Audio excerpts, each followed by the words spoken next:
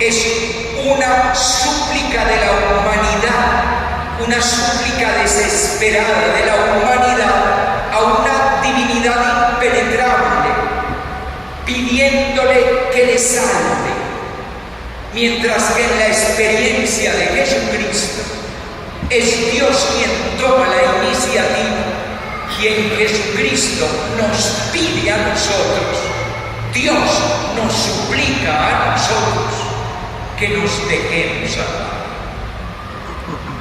Esa lógica de Dios es la lógica diferente al poder.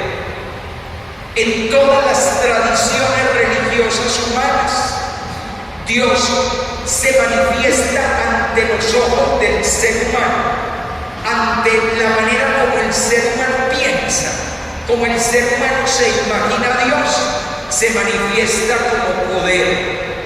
Y el poder tiende a tener unas condiciones de inmutabilidad, incluso podríamos decir de cierta insensibilidad e indiferencia. Por eso es que en las tradiciones religiosas el ser humano se tiene que plantear una manera de conmover al divino y de conmover al que pareciera que es inconmovible, porque nada necesita, porque nada de lo que le ofrezcamos le hace falta. Pero en la experiencia de Jesucristo todo se cambia por completo. El Dios de arriba se pone abajo. El Dios que vive en la luz inaccesible nos comparte la luz a nosotros y se hace luz en medio de nosotros y para nosotros. Y no se manifiesta como poder, ese poder inconmovible, sino que se nos manifiesta como amor, y un amor lleno de compasión, un amor que se conmueve hasta el extremo por nosotros, tan hasta el extremo que se conmueve más que nosotros. A nosotros nos bastaría mucho menos de lo que Él nos da. A nosotros nos bastaría simplemente algo que nos pudiera ofrecer, pero Él no nos ofrece algo, no nos ofrece migajas, no nos ofrece algo que le sobra de su infinita abundancia. Él nos ofrece todo su amor, y para ofrecernos todo su amor nos regala lo que para Él es su todo, y ese su todo es su Hijo, lleno de la plenitud y del resplandor del Espíritu Santo.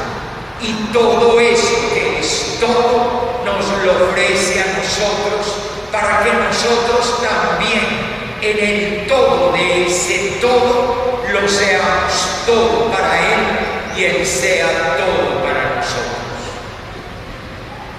Los signos de este relato de la transfiguración en el Evangelio de Lucas son muy bellos. Primero que todo, hablamos de un lugar. Ese lugar es un lugar no nombrado. La tradición siempre ha dicho que es el Monte Tabor, pero en verdad el Evangelio no dice el nombre de la montaña. Subió a un alto monte. Ese alto monte recuerda todos los altos montes. Por lo pronto, recuerda un monte que es el monte de la ley y el monte de la primitiva revelación de Dios al pueblo de Israel en el Sinaí. Pero también recuerda otro monte, el monte Carmelo, al cual está asociado el profeta Elías. Así que ustedes van a tener a Moisés con un monte y a Elías con otro monte, y van a aparecer aquí en este monte, que es el monte donde Jesús muestra su gloria. ¿A qué sube Jesús al monte en el Evangelio de Lucas?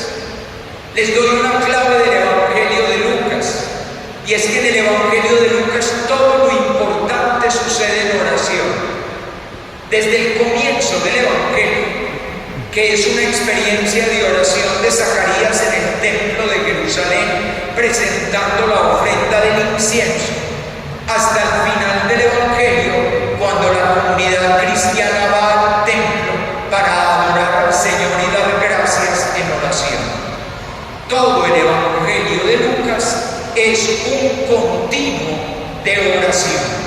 Y los grandes personajes del Evangelio de Lucas, Zacarías, María, Isabel, Simeón, Ana, la hija de Fanuel, pero evidentemente Jesús, todos los grandes personajes del Evangelio de Lucas son personajes de oración. Jesús sube al monte a orar, y sube al monte a orar para revelar su misión, y su misión es la luz resplandeciente de Dios entregada a la humanidad. El Evangelio de Lucas no utiliza la palabra transfiguración, sino que utiliza la expresión su rostro cambió y sus vestidos brillaban de resplandor. Es la manera como nos dice Lucas que la oración de Jesús se convierte en una íntima intimidad, perdónenme la redundancia, en una íntima intimidad con la Trinidad, de toda la Trinidad. La Trinidad está en ese monte, porque es la luz del Espíritu, es la casa del Padre representada en la nube que después todo lo cubrirá. Y ni qué decir, la voz del Padre que se escucha sobre el mundo entero. En ese monte, que también es el monte de Moisés, el Sinaí, y que también es el monte de Elías, el Carmelo, en ese monte se nos revela el otro monte, el monte de Cristo, un monte hacia donde Él tiene un éxodo, que es la palabra precisa que utiliza el Evangelio de Lucas. Jesucristo va caminando un caminar, pero es un caminar éxodo, es el caminar hacia la tierra prometida, solo que esta tierra prometida no queda en la tierra, sino que esta tierra prometida queda en un paraíso, es decir, queda en las manos del Padre. Ustedes recuerdan ese monte donde hay un paraíso hoy mismo. Acuérdate de mí cuando vengas como rey. Hoy estarás conmigo en el paraíso.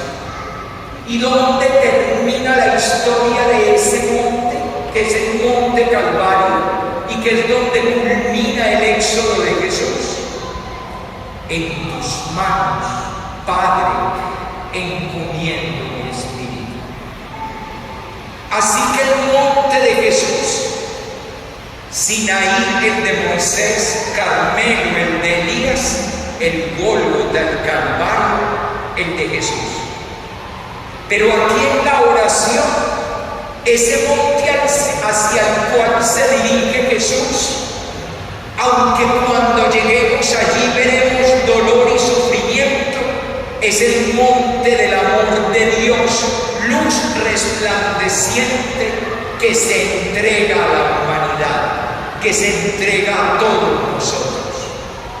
Moisés y Elías ya han cumplido su misión, se van alejando.